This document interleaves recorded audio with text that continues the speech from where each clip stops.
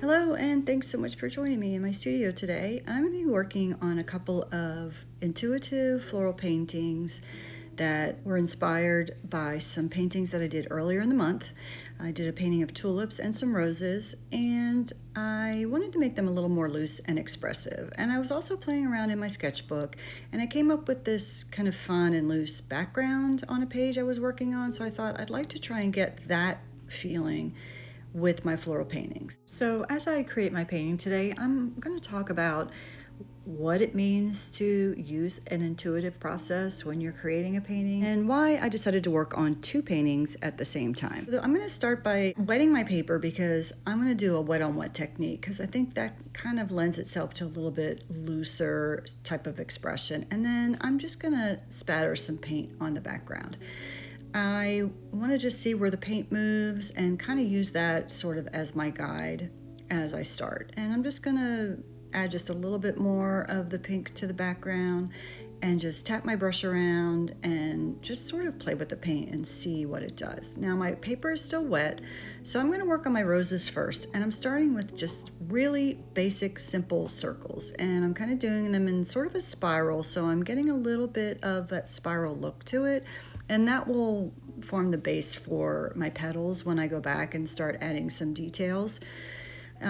Roses are probably my favorite thing to do because they're so easy and there are so many variations of roses, and so you really can't go wrong if you're trying to do roses. I'm going to work on tulips next, and my paper I think is a little bit more wet than my roses paper because, as you can tell, my paint is really diffusing out and really bleeding out into the white areas, but that's okay because it's just going to give me an even more expressive look, and I can come back and add details later. So if you're new to my channel, welcome. My name is Kathleen, and I'm a teacher and an artist, and right now I work with aging adults in a senior living community, and I love to do intuitive paintings, not only myself but with my students, because more spontaneous, it's more of a personal expression, and it prioritizes the journey rather than the final product. And the reason why I'm working on two paintings at the same time is it really forces me to not overthink and allows me to let go of perfectionism. And by working on one painting for a little bit, leaving it, going back to the other painting, and then leaving that and going back and forth, I think it really gives you a chance to loosen up and just be more expressive and not worry so much about the details. So I started to add some green to depict the leaves and the stems, but I'm not being really realistic. I'm just sort of dabbing some green around, picking up some different yellows and seeing how the colors blend together. And the paints that I'm using are called Kuretake watercolors.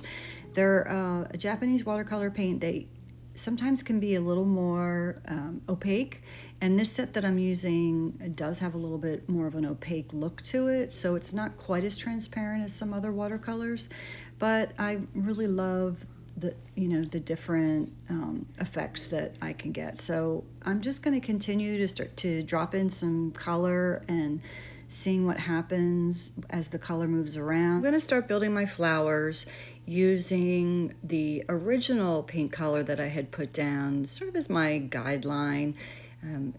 The pink has bled into the green a bit, so it's very diffused and very soft. So to make those rose petals look more like petals, I'm just taking my brush and making a series of C shapes. For my tulips, I'm doing the same, but I'm actually doing almost a U shape. Tulips are very easy. You can make them more complicated, but I prefer to make them really simple. And my paper is still a little bit damp. It's not completely dry. So in some places you still might see my color moving a bit and becoming more diffused, and that's because my paper is not completely dry. And that's okay. So as I move along with my painting, I'm just going to continue to add some more details, a little bit more line work, and then once I get my foundation of my flowers done, I'm going to come back with some colored pencils and continue to add more detail by adding some squiggly lines and some lines for the petals and lines for the leaves and stems. And then I'm going to finish by adding some gold paint using a fine tip paint marker. So I hope you'll stay with me to the end so you can see my finished paintings. And I hope that this video encourages you to grab a paintbrush and some paint and just start playing with the material, and don't worry so much about the end product. Enjoy the process and enjoy carving out a little bit of time just for you, where you can forget your stresses and just relax and enjoy creating.